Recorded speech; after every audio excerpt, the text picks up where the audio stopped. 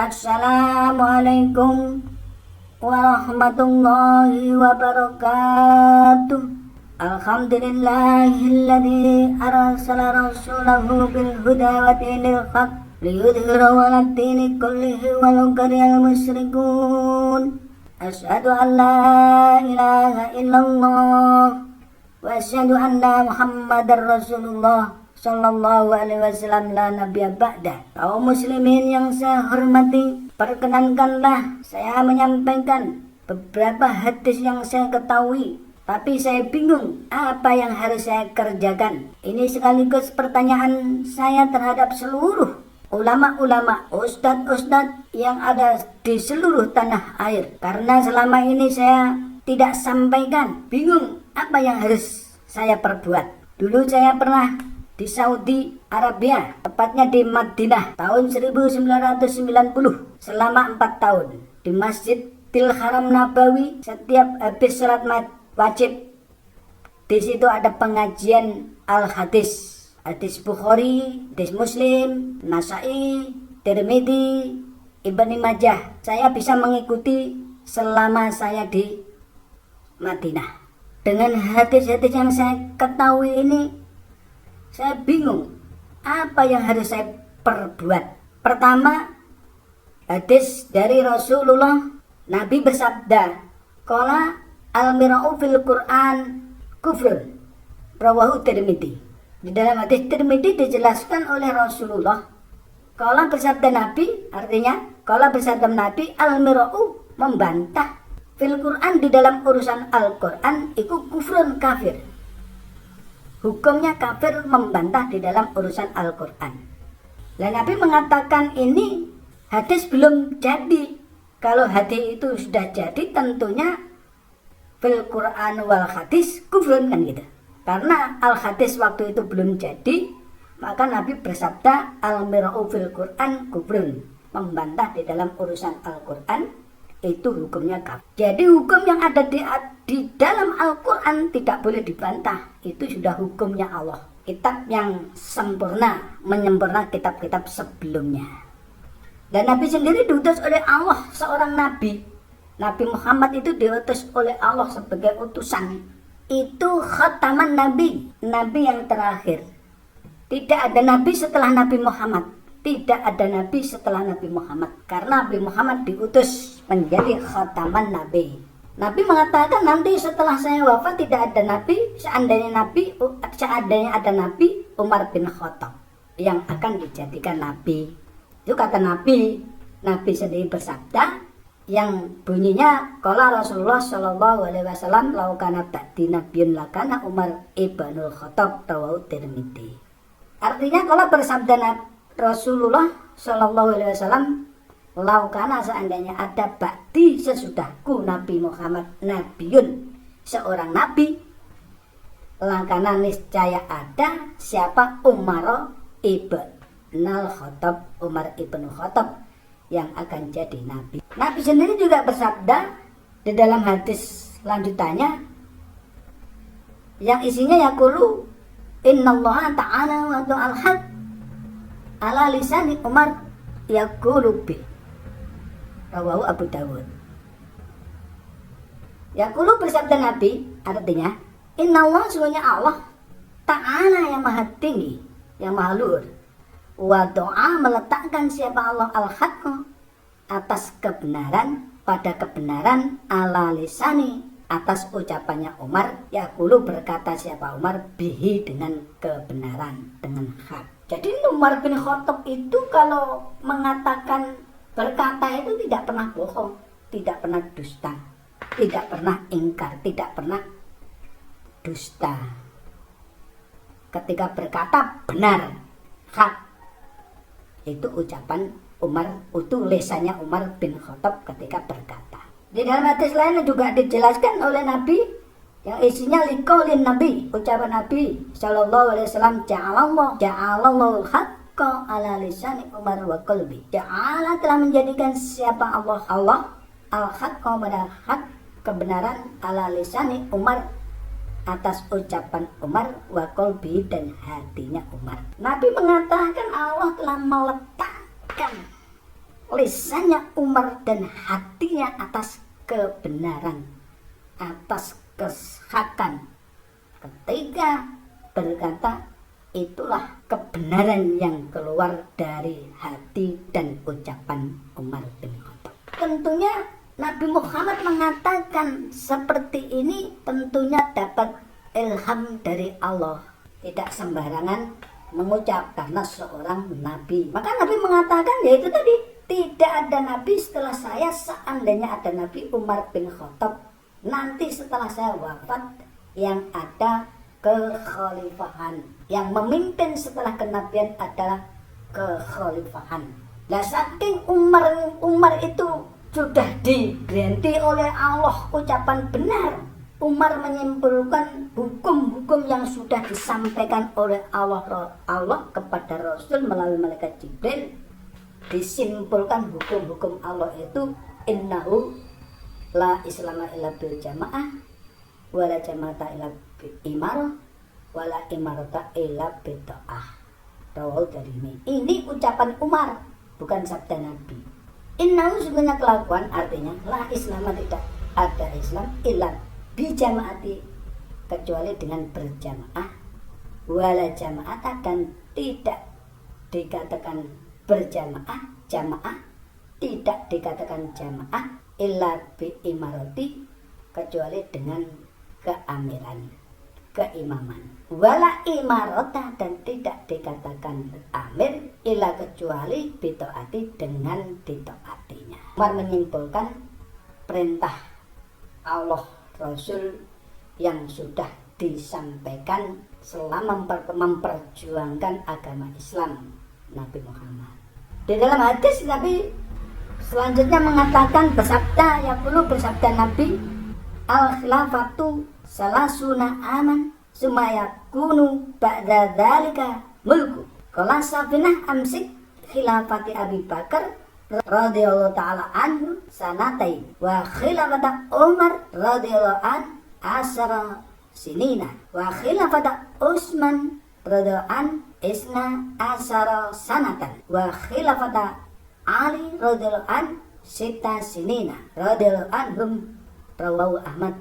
Yang artinya, yaqulu bersabda Nabi, al khilafatu, adapun kekhalifahan iku salasuna 30 tahun aman.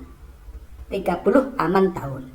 Sumayakununa, kemudian ada ba'da dzalika, setelah 30 tahun, al mulku, kerajaan. Ini kerajaan itu bisa bermakna amir, bisa bermakna imam. Ini sabda Nabi. Setelah saya tidak ada Nabi, yang ada kekhalifahan. Kekhalifahan itu hanya 30 tahun. Setelah 30 tahun, masanya habis 30 tahun, itu nanti diganti oleh al-mulku, kerajaan, keamiran atau keimaman sampai ila yaumil kiamah, sampai hari kiamat. Ini ucapannya Nabi. Jadi pengganti pemimpin umat Islam setelah Nabi adalah kekhalifahan. Khalifah pengganti Nabi setelah khalifah. Pemimpin pengganti khalifah setelah kekhalifahan 30 tahun, seorang raja atau amir atau imam sampai ila yaumil kiamah. Allah berkata, siapa Safinah? Safinah itu sahabat Nabi. Amsik, hitunglah khilafata Abi Bakar, kekhalifahannya Abu Bakar radhiyallahu ta'ala anhu. Radhiya, semoga meridai siapa Allah Ta'ala yang maha tinggi, anhu, dari Abu Bakar, sanata ini 2 tahun. Abu Bakar menjadi khalifah setelah wafatnya Nabi selama 2 tahun. Setelah 2 tahun memimpin menjadi khalifah, Abu Bakar diwafatkan. Ketika Abu Bakar menjadi khalifah, seluruh umat Islam umumnya, khususnya Umar, Utsman, Ali, dan sahabat-sahabat lainnya berbiat kepada Abu Bakar. Memimpin selama 2 tahun, diwafatkan oleh Allah, diganti wa khilafata Umar, dan kekhalifahannya Umar anhu asro 10 sinina tahun, 10 tahun. Setelah Abu Bakar diwafatkan diganti oleh Umar bin Khattab. Umar bin Khattab menjadi khalifah selama 10 tahun, asra sinin 10 tahun. Nah, ketika Umar bin Khattab menjadi khalifah, Utsman, Ali dan sahabat-sahabat lainnya itu berbeat kepada Umar bin Khattab. Setelah Umar bin Khattab diwafatkan oleh Allah memimpin selama 10 tahun diganti wa khilafata Utsman. Maka khilafahnya Utsman radhiyallahu anhu isna 2 asar dan 10. Jadi 2 ditambah 10 12 sanatan tahun. Jadi 12 tahun.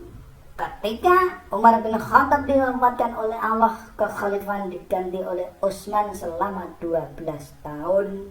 Ketika Utsman menjadi khalifah, seluruh umat Islam berbeat kepada Khalifah Utsman. Setelah memimpin selama 12 tahun, diwafatkan oleh Allah, akhirnya kekhalifahan digantikan oleh wa khilafata Ali, dan kekhalifahan Ali radhiyallahu anhu sita 6 sinina tahun radhiyallahu anhu.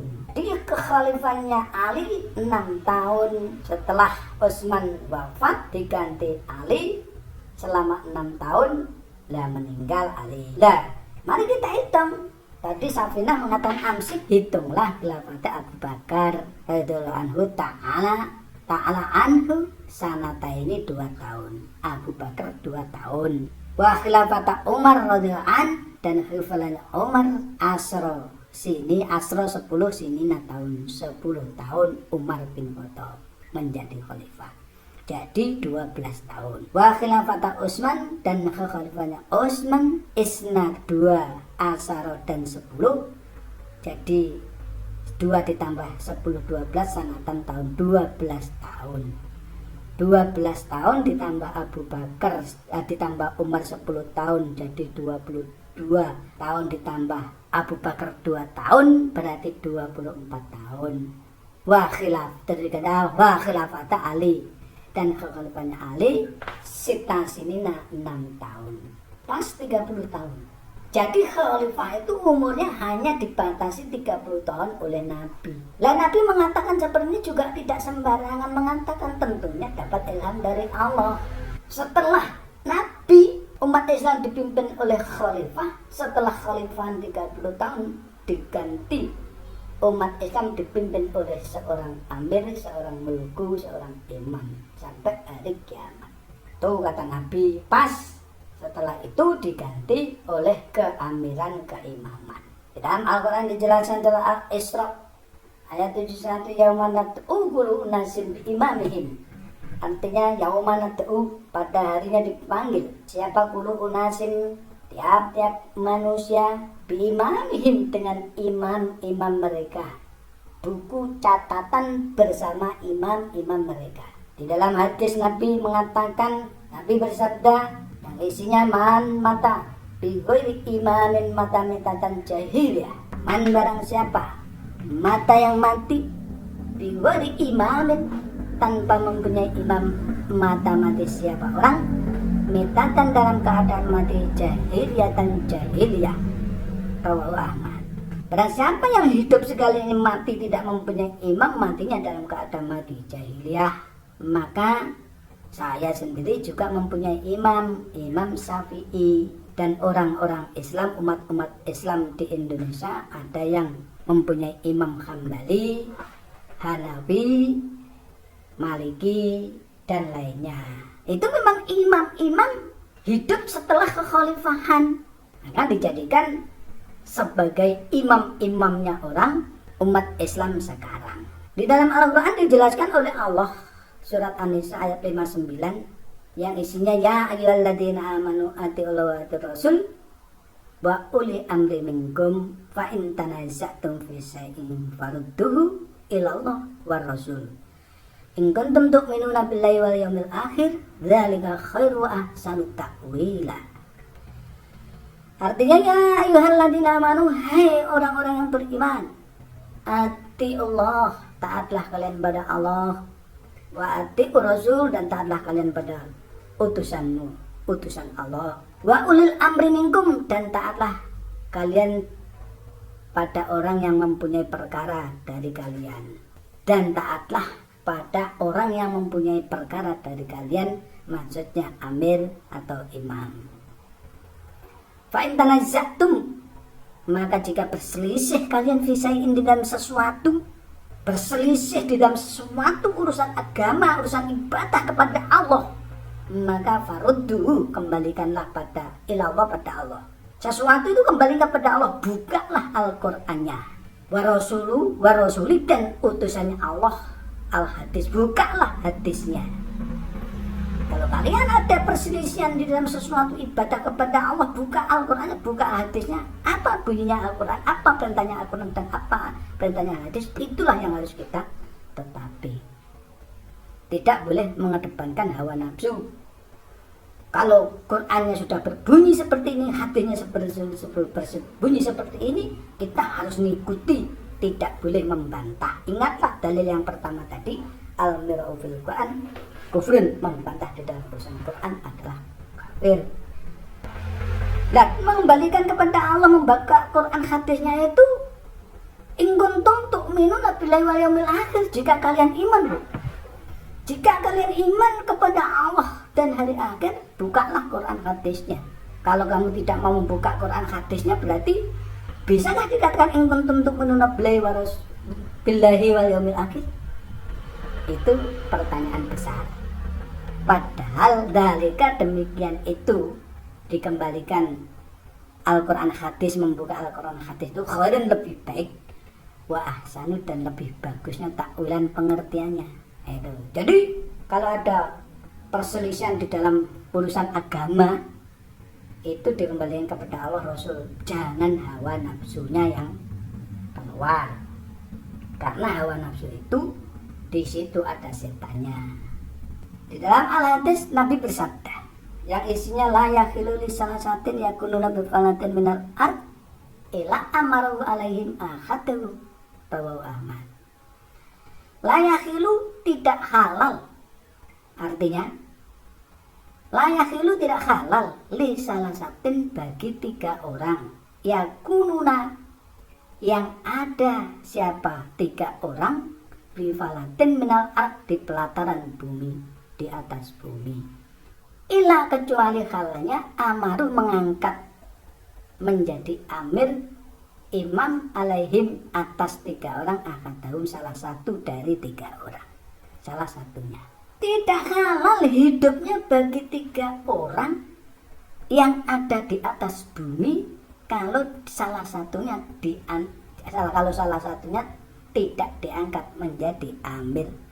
Halalnya 3 orang itu satu diangkat menjadi amir, itu halalnya. Makanya orang mempunyai Imam Syafi'i, saya sendiri juga mempunyai Imam Syafi'i, Hambali, Hanafi, dan lainnya itu mempunyai imam-imam itu, menetapi hadis ini biar halal hidupnya. Allah berfirman di dalam Al-Quran yang isinya Allahu azza wa jalla, innal ladzina yubayyi'unaka innama yubayyi'unallah yadullahi fawqa aydihim faman nakasa fa innama yankusu ala nafsi wa man awfa bima ahada alaihi fa sayu'tihi ajran adzima. Surat Fatah ayat 10. Allah berfirman, siapa Allah, Allah azza wa mulia wa jalla dan maha agung. Innal ladzina, artinya innalladzina, sesungguhnya orang-orang, yubayyi'unaka, yang biat siapa orang pada engkau Muhammad, innama yubayyi'unallah, sesungguhnya berbiat siapa orang Allah pada Allah.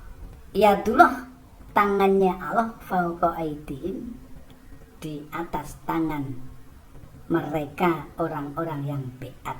Faman nakasa, barang siapa yang merusak biatnya, sudah janji kepada Nabi, biat kepada Nabi kok tidak merusak, kok tidak mau menetapi, merusak, tidak mau taat, fa innama yang kusu, maka sesungguhnya merusak siapa orang ala nafsih, berat atas dirinya.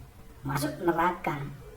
Barang siapa yang merusak biatnya, tidak mau taat kepada Nabi Muhammad, orang tersebut berat atas dirinya, berarti masuk ke dalam neraka, dimasukkan ke dalam neraka oleh Allah.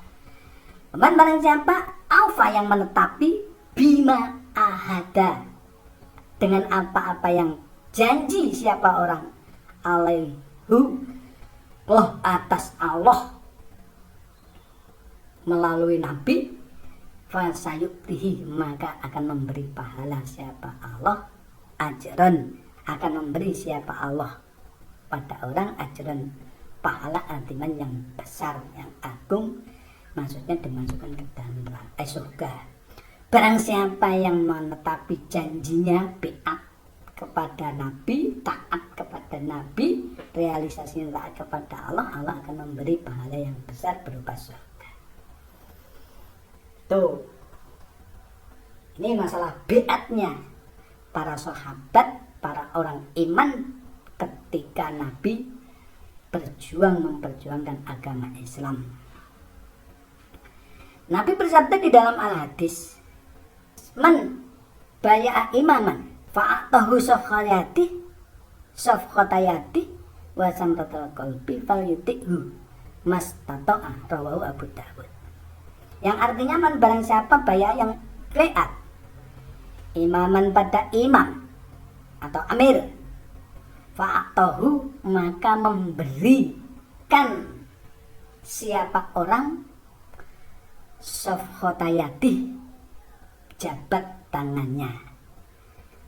Jadi orang yang biat kepada imam, kepada amir itu safqatayati memberikan jabat tangan. Jadi berjabat tangan. Wasamratal qalbi dan memberikan buah hatinya, maksudnya lillahi ta'ala, karena Allah. Mastata'a sakbal kemampuan. Jadi barang siapa yang biat kepada imam, prakteknya sudah ditunjukkan oleh Nabi, prakteknya biat kepada imam itu berjabat tangan dengan imamnya. Maka pemimpin di akhir zaman setelah kekhalifahan itu seorang imam, seorang amir. Aturan Nabi, barang siapa yang biat kepada imam memberikan jabat tangannya. Lah, berarti kalau saya tadi mengatakan saya mempunyai Imam Syafi'i, saya tadi berkata imam saya Syafi'i, sedangkan hadis ini barang siapa yang biat kepada imam supaya berjabat tangan, prakteknya itu berjabat tangan dan karena Allah dan taat sakbal kemampuannya. Berarti kalau menurut hadis ini antara imam dan orang atau rakyat atau kaum itu berarti ada interaksi. Kalau ada interaksi berarti harus ada, imam itu harus hidup. Nah berarti saya tadi mengatakan imam saya Syafi'i, berarti menurut hadis ini salah, nggak pas. Karena Syafi'i itu tidak pernah membeat kita tidak pernah beat kepada Syafi'i, jabat tangan kepada Syafi'i, nggak pernah. Bagaimana menurut hadis ini? Berarti kurang pas. Kalau kita mempunyai imam yang sudah meninggal, berarti imam itu harus hidup karena di situ ada beatnya. Menurut hadis ini loh. Di dalam hadis lain dijelaskan Nabi bersabda, waman mata walaysa fi unuqi beatan mata mitatan jahiliyah. Rawahu Muslim, hadis Muslim. Artinya waman barang siapa mata yang mati walaysa di dalam dirinya, walaysa dan tidak ada fi unuqi di dalam lehernya, di dalam dirinya beatan beat, mata mati siapa orang mitatan dalam keadaan mati jahiliyah dan jahiliyah. Barang siapa yang mati tidak ada janji beat kepada imam, artinya dalam keadaan mati jahiliyah. Lah saya selama ini tidak pernah ya beat kepada Syafi'i. Menurut hadis ini berarti kurang pas. imam itu berarti harus hidup berdasarkan dalil layakilu li salah satin tadi yang di atas, yakununa bifalatin minal ad ila amrahum alaihim al-hadawum. Tidak halal hidupnya 3 orang saja di atas muka bumi kalau tidak diangkat menjadi amir salah satunya. 3 orang, nah kita itu ribuan ratusan juta. Kalau kita tidak mengangkat amir di antara salah satu dari ratusan juta orang ini, hidup kita tidak halal. Ini menurut kacamata agama loh ya, menurut Allah Rasul. Makanya kita ditunjukkan oleh Rasul ini, kamu nanti hidup di akhir zaman harus berbuat seperti ini loh. Kalau ingin masuk ke dalam surga, harus berjabat tangan kalau beat. Jadi kalau kita mempunyai Imam Syafi'i wasallam Hambali menurut hadis ini, menurut pemikiran bodoh saya kurang pas. Gitu loh. Di dalam hadis lagi dijelaskan oleh Nabi. Nabi bersabda yang isinya yudhilluhumullah yaumal qiyamah fi dhilli yaumal la dhilla illa dhilluhu imamun adilun. Rawahu Bukhari. Yudhilluhumullah, menaungi siapa Allah yaumal qiyamah pada hari kiamat, fi dhilli di dalam naungannya Allah, yaumal la dhilla pada harinya tidak ada naungan, illa dhilluhu kecuali naungannya imamun adilun, imam yang adil. Nanti Allah memberi naungan pada harinya tidak ada naungan kecuali naungannya imam yang adil. Kalau imam yang adil bisa menaungi orang, bisa menaungi umatnya, bisa menaungi rakyatnya. Selain Allah hanya imam yang bisa menaungi, imam yang adil, tapi kan gitu. Berarti kalau menurut hadis seperti ini imam harus berbuat. Kalau imam harus berbuat kepada rakyat, berarti imam itu harus ada.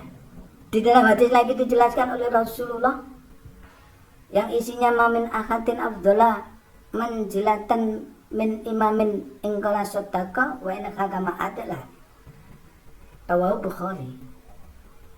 Yang artinya mamin akhatin tidak ada seseorang afdola yang lebih utama manjilatan tempatnya fi imamin daripada imam ingkola jika berkata siapa imam sodakotan sodako benar jujur benar wa in hakama ketika menghukumi siapa imam adilan adil. Jadi Nabi bersabda tidak ada seorang imam yang mempunyai tempat duduk di sisi Allah yang lebih mulia kecuali imam yang ketika berkata benar, ketika menghukumi adil. Nah kalau menurut hadis ini, kalau kita mempunyai Imam Syafi'i, bagaimana Syafi'i berkata kepada kita jujur dan menghukumi kepada kita adil ketika kita punya masalah seperti itu? Kalau kita mempunyai masalah, ngomong sama Syafi'i, bagaimana Syafi'i bisa menghukumi dengan adil? Sedangkan Syafi'i sekarang sudah meninggal, sudah nggak ada. Kita pun juga nggak tahu Syafi'i itu dari mana, asal usulnya Syafi'i dari mana kita tahu ceritanya saja. Kalau kita mempunyai masalah besar seperti ini, bagaimana dia bisa menghukumi? Berarti menurut hadis ini imam itu harus ada.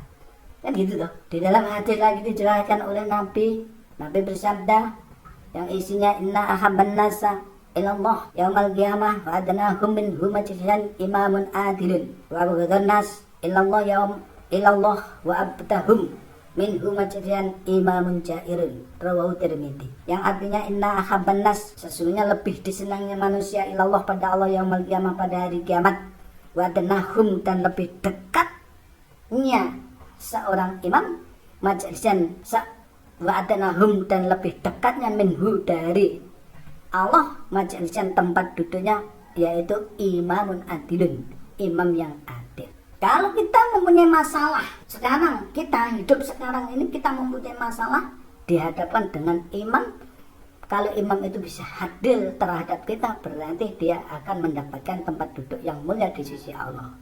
surganya Firdaus yang gitu. Wa abdanas, dan lebih dimurkainya, lebih jauhnya manusia ilallah pada Allah, wa abdahum, dan lebih jauhnya, lebih dimurkainya Allah pada manusia, wa abghadhanas, dan lebih dimurkainya Allah an-nasa pada manusia Allah ilallah, lebih dimurkainya manusia ilallah pada Allah, wa abdahum, dan lebih jauhnya mereka minhu dari Allah majlan tempatnya imamun jair, imam yang nyeleweng. Baliknya barang siapa lebih dimurkainya Allah terhadap manusia dan lebih jauhnya tempat duduknya imam yang jair, imam yang nyeleweng, ketika menghukumi tidak bisa adil. Nah, bagaimana Imam Syafi'i menghukumi kita ketika kita ada masalah? Kalau kita menganggap Imam Syafi'i imam kita, imam saya, menurut hadis ini enggak pas, kurang pas. Berarti menurut hadis ini imam itu harus ada, harus hidup, karena menghukumi kemaslahatan seorang muslim, seorang rakyat, seorang kaum kalau ada masalah. Nabi lagi bersabda di dalam hadisnya, yaqulu, bersabda Nabi, ma min abdin istarahullah rakyatan falam yakhutaka binasihati illa lam yajid ra'ihatal jannah, rawahu Bukhari. Hadis Bukhari ini.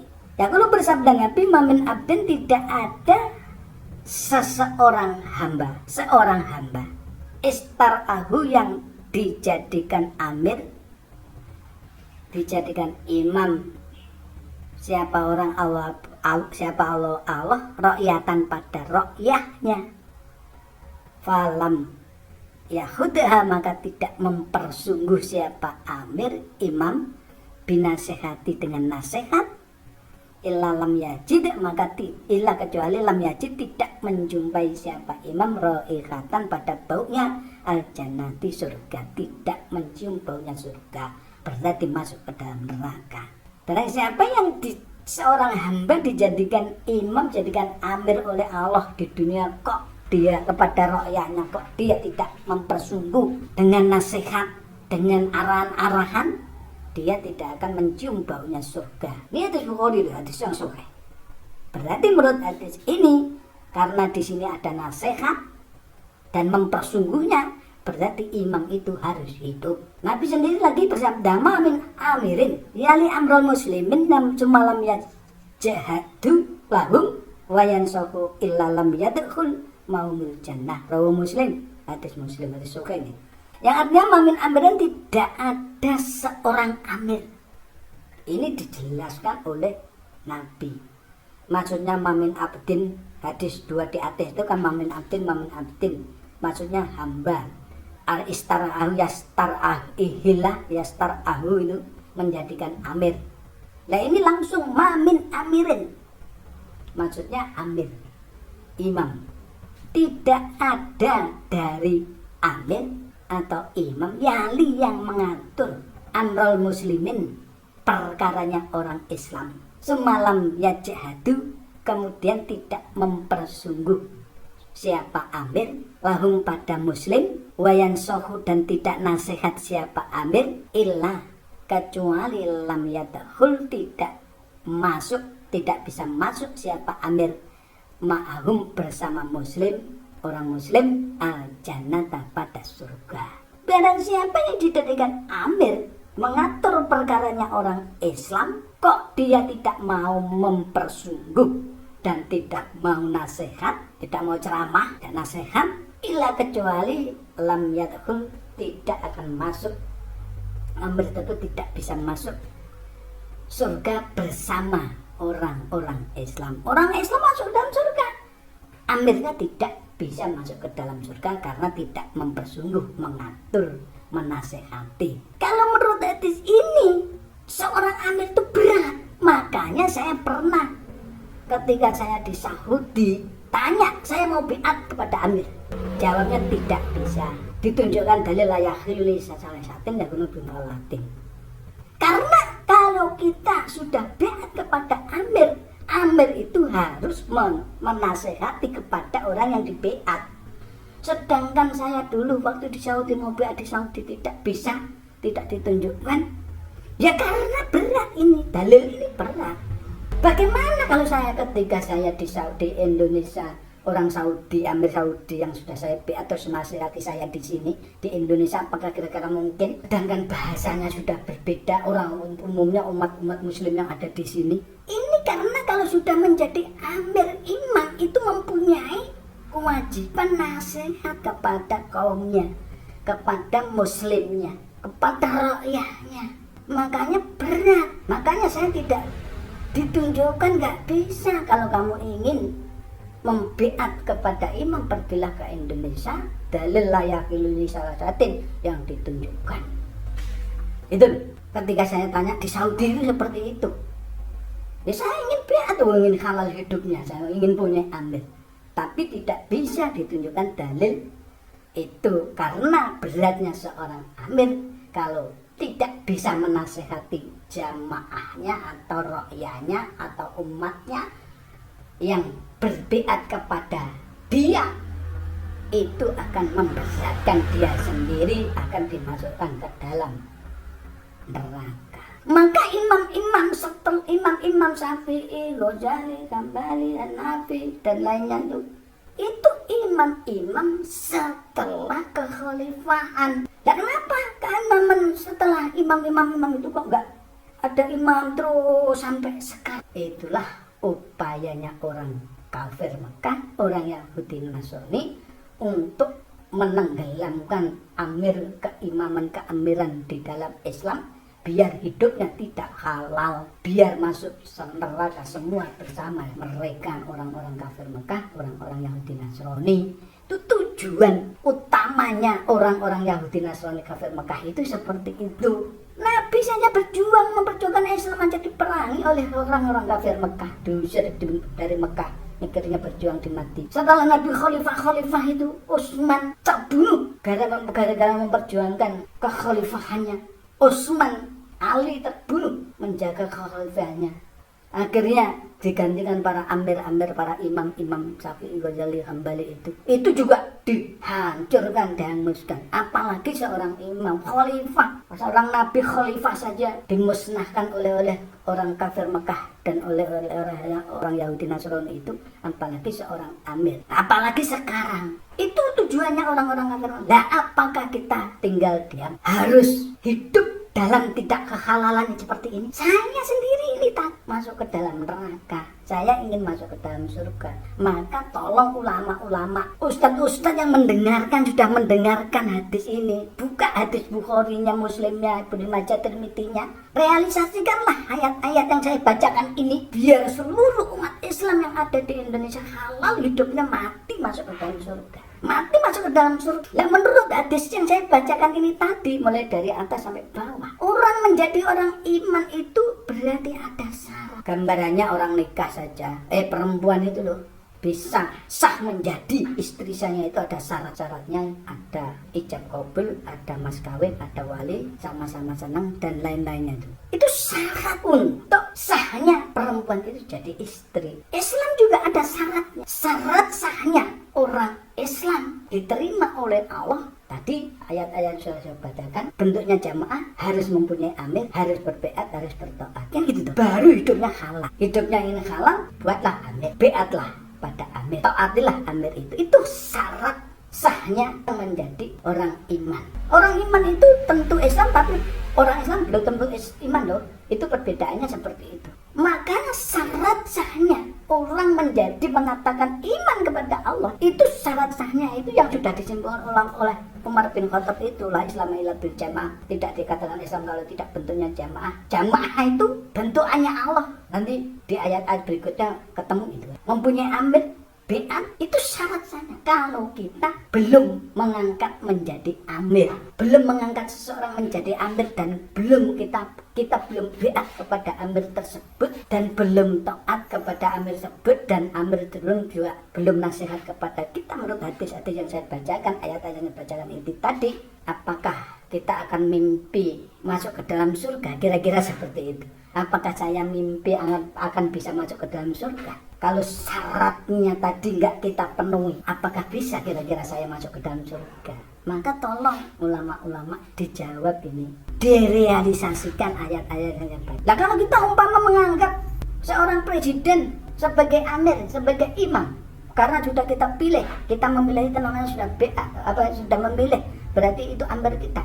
Apakah kira-kira menurut hadis yang kita bacakan tadi pas? Barang siapa yang mempunyai amir, baya imam, barang siapa yang berbiat dengan amir, sofkata yadi, dengan berjabat tangan. Pemikiran bodoh saya menurut halal ini, ayat-ayat ini nggak pas. Maka tolong ini direalisasikan biar seluruh umat Islam yang ada di Indonesia ini halal hidupnya, mati masuk ke dalam surga. Nah tujuan kita itu hanyalah ingin masuk ke dalam surga, lainnya tidak. Maka kesimpulan ayat-ayat yang sudah saya bacakan itu syarat sahnya menjadi orang iman ada.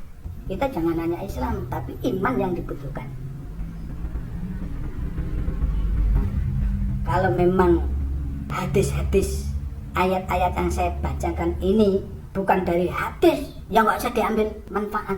Tapi kalau ini ulama-ulama, ustadz-ustadz bisa membuka hadis ini dan ada, ini harus dirilis, jangan dibiarkan. Masa kita kalau mau dihancurkan orang-orang Yahudi Nasrani kafir Mekah biar masuk ke dalam neraka bersama-sama orang-orang itu, kita mau? Tentunya berontak dong kita. Berontak, kita harus buat. Jangan kalah dengan orang-orang Yahudi Nasrani, jangan kalah dengan orang-orang kafir Mekah. Tentunya seperti itu, mempunyai kesemangatan, membuat semangat yang besar sehingga terwujud keamiran mengayomi kehidupan kita di dalam menempuh itu kehidupan yang abadi di surga.